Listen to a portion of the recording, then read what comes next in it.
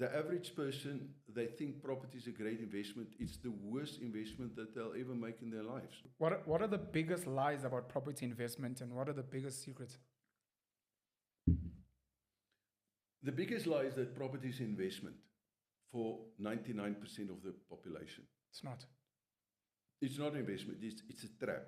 It's a trap that the system set, because the moment that you step in that, you're going to give your life for something that is worth nothing. Jeez.